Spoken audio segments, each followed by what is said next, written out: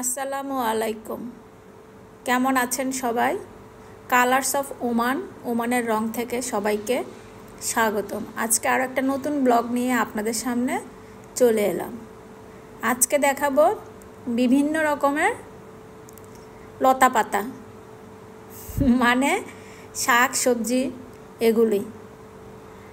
বিদেশের বাড়িতে আমরা শাক সবজি পেয়ে থাকি, তবে খুবই অল্প পরিমাণে।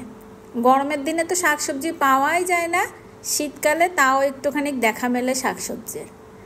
তো আজকে আমি আপনাদেরকে সেগুলিই দেখাচ্ছি। এই যে এখানে আছে ধনিয়া পাতা, পালং শাক, পুদিনা পাতা,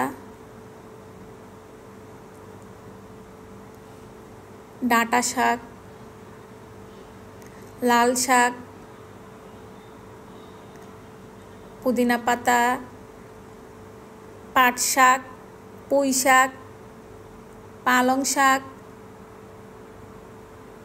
বিভিন্ন ধরনের শাকসবজি পাওয়া যায়। আবার অনেক শাকসবজি আছে যেগুলো আমরা চিনিই না, কারি পাতাও আছে। এটা হয়তো মানে ইন্ডিয়ান যারা তাদের পছন্দের খাবার, ওগুলো হয়তো আমরা চিনি না, এরকম নাম না জানা অনেক কিছু আছে। এই যে কলা পাতা আছে ইন্ডিয়ানদের জন্য। তারপরে এগুলো কি সবজি আমি আসলে জানি না, এটা হলো ব্রোকলি। আর এখানে হলো কি বিভিন্ন ধরনের বিভিন্ন দেশের শাক, এগুলো বক্সে বক্সে করে বিভিন্ন দেশ থেকে আসে। তো যে যে দেশের মানুষ তাদের মানে পছন্দের বা তারা চিনে, তারাই তাদের শাকগুলো নিয়ে নেয়। তো আমরা যারা চিনি না, আমরা ওগুলো খাই না। যেগুলো আমরা আমাদের দেশে খেয়ে থাকি, আমরা সেগুলিই কিনে থাকি। এখানে এই যে নারকেলও আছে, বিভিন্ন ধরনের শাক, যেটা আমি কখনো আগে দেখিও নি। এখানে আসার পরে, ওমানে আসার পরে দেখছি, কিন্তু বাংলাদেশে আসলে এগুলো নাই। বাংলাদেশে আমাদের কমন যে শাক সবজি, সেগুলি আমরা মানে চিনে থাকি, এবং ওগুলি চোখের সামনে পড়লে দেরি করি না, সাথে সাথে নিয়ে ফেলি। এই যে এখানে আছে পটল, বাংলাদেশ থেকে আসছে, কাঁচকলা আসছে, কলার বগলি আসছে, কলার থো আসছে। তারপরে ছোট ছোট বরবটি, পেঁপে, মূলা, শিম, এটা কি সবজি জানি না, এটা হলো বরবটি, এটা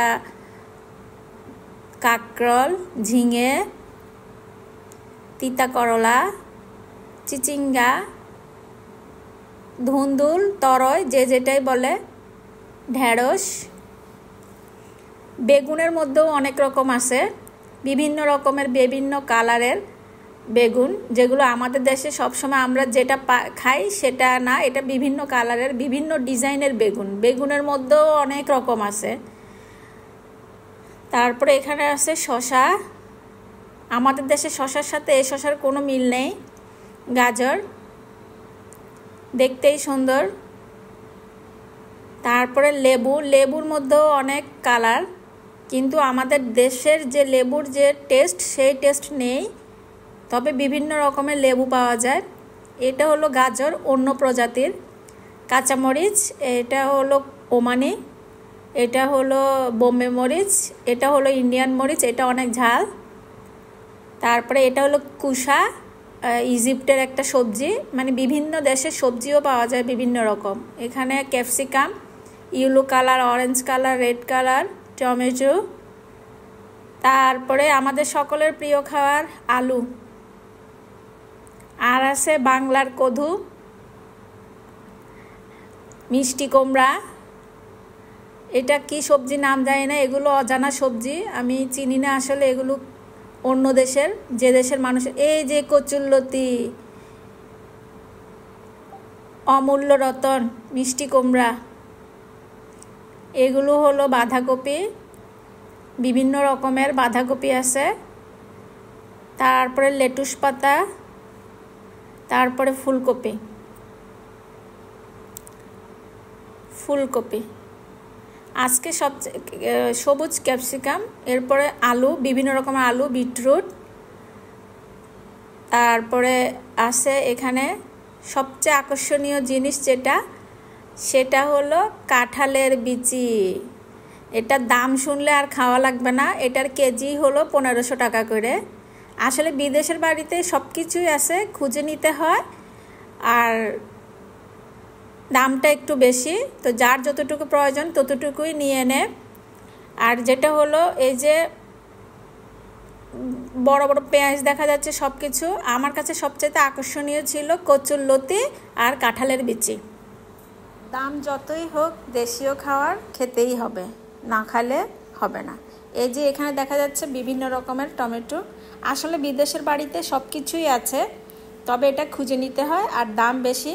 দাম বেশি হলে কি হবে, বছরে একবার তো খাওয়াই যায়, তাই না? বিদেশের বাড়ির আরেকটা সুবিধা হলো আমরা দেশে থেকে যখন কোনো কিছু খেতে পারি না, আমাদের সিজন অনুযায়ী খেতে হয়, কিন্তু বিদেশের বাড়িতে প্রায় যে কোনো সময় জিনিস পাওয়া যায়, যা খুবই ভালো লাগে। এই যে বিভিন্ন রকমের টমেটোর মধ্যে তারা মনে হয় খালাতো মামাতো ভাই বোন, এত টমেটো, বিভিন্ন কালারের টমেটো, দেখতেই সুন্দর। সবাই আমার সাথে থাকবেন, আমার চ্যানেল সাবস্ক্রাইব করবেন, like, comment, follow, share, subscribe যা যা আছে, আর যদি কিছু থেকে থাকে তাও করবেন। সবাইকে অনেক ধন্যবাদ ধৈর্য সহকারে আমার এতক্ষণ ভিডিও দেখার জন্য। আল্লাহ হাফেজ।